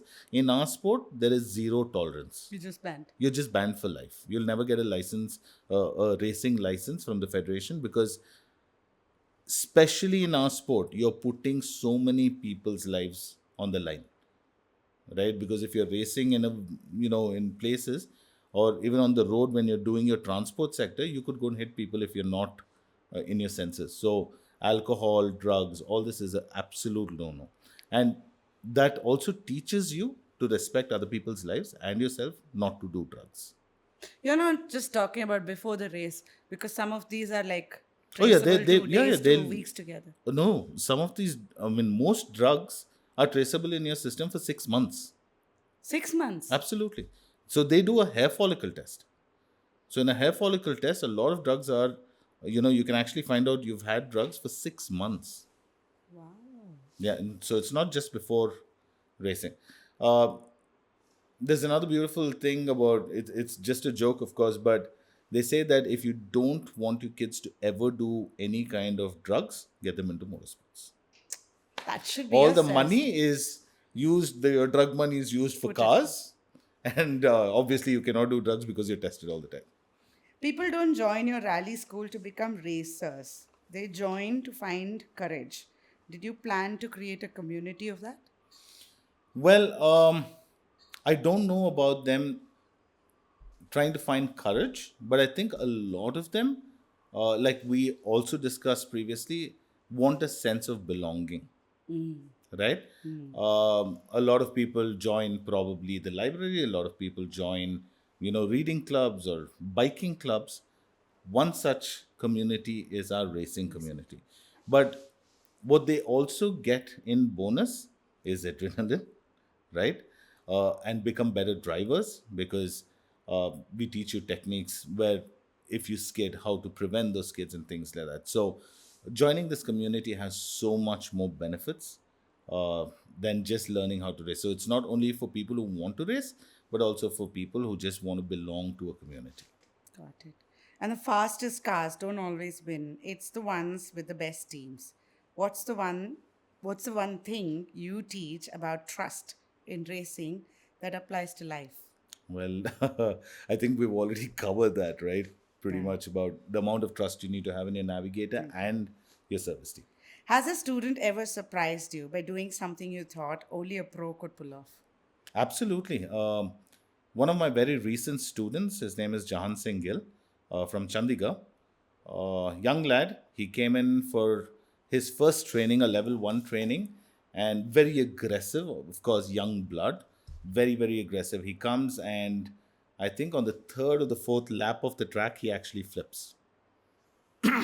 But he continued, we repaired the car, and he continued his training for the 2 days. This was about 3 years ago.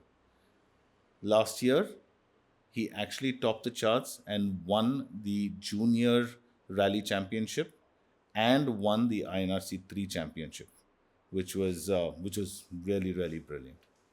As a teacher, that must be very. Oh yeah, absolutely. We often hear about legacy in terms of records, but in building the school, what do you hope your students say about you 10 years from now? Wow. Well, I just want them to, I don't know, remember that where they started from, and if they could probably replicate what I started. Because in 10 years' time, I might be a had been, but they would, in all probability, be at their peak. And if they could do what I am doing today, I think that would make me super proud. Nice. Nice. You think you'll be alive? Hopefully, yeah. You've built something rare, a motorsport community in India. Do you think people underestimate how powerful that is? 100%. 100%. Because whether it is so when it's a community, right, it's not only about racing, right, it's about meetups, it's about events that we do. And this, what people don't realize when we build this kind of a community, is that there is so much we are bringing to the environment itself in terms of businesses. There are so many businesses that prosper, so many businesses that become much bigger because of this community. And it's a great marketing tool. Okay, motorsports is brilliant. Think about it. You have a car running around in town which is slightly louder than the other cars. Okay, looks so much more colorful than a regular car, and then you have stickers on it. It is a running billboard that attracts attention, right? Because a normal billboard, if you see it, you see it. You don't. But when there's this loud car going around, instinctively people will turn to look at it, and then you are branding on it. Yeah. So imagine a moving billboard. It's brilliant, right? So yeah, I think people underestimate motorsports and what we can bring to the community. You want to talk about the IPL part? Sure, sure. That's, I think, something I'm very, very proud of. I cannot actually use the word IPL, right? That's an infringement of thing. But okay, let me just say that this was inspired by the IPL because it truly was, right? It's a league format uh, event that we conduct, wherein what we did was I just called in random 10 or 12 of my friends and said, this is what I want to start. I want to start a league format race wherein I want 10 team owners. And then we'll go through that entire process of, getting drivers on board. You will have a proper auction and stuff like that. So out of the 12 people I called, 10 people bought into the project, right? So they bought 10 teams. Then I called, it's a small community, it's not too large. So I literally called every one of the drivers and said, this is what I'm planning to do. Would you like to be on board? There's a small registration fee to be a part of this. So I think a good 90% of the drivers that currently race all signed up for it, which is brilliant in Nice. any mean, Yes. right? So they all signed up. Then we actually had a proper auction where we sold these drivers to the team owners.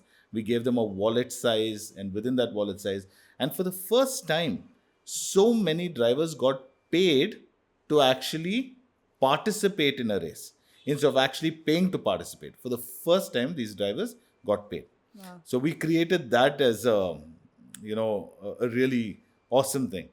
And we had 5 rounds, and all of them were super successes. First year, we didn't have sponsors for the event, so there was a lot of money that I had to pump into actually running this entire event. It was called the Clash of the Motor Clans.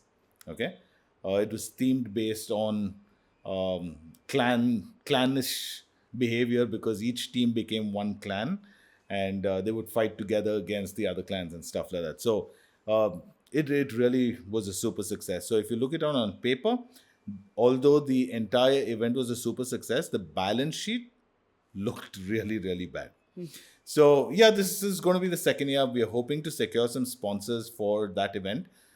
We have friends and family pitching in to try to get this whole thing rolling, because I think this is a property that could grow with a valuation of over 100 crores, right?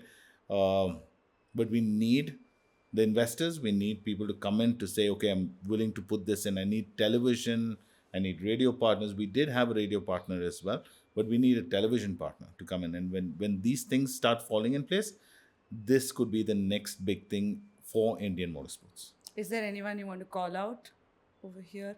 Like, Not like really. I don't sponsors want or to do that, anything? very honestly speaking, because It's a whether natural somebody is process. going to invest in terms of a sponsorship, whether it's 10,000 rupees or a crore, right?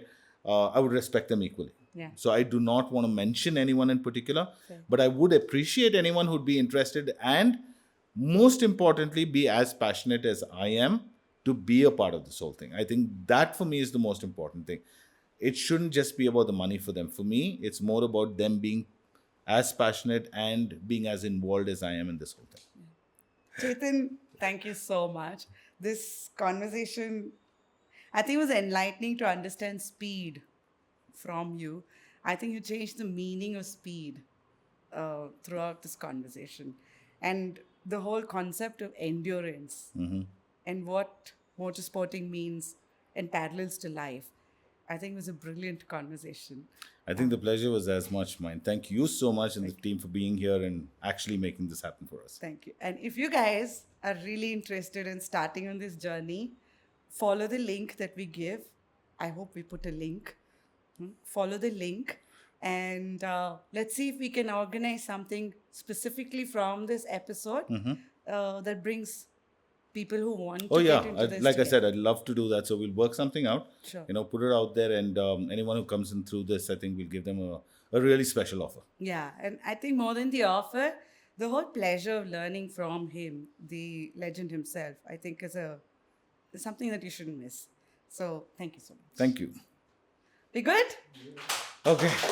Thank you, We guys. are way past the hour. I which know. is 4:40. Who was that chap who was waiting for Chetan?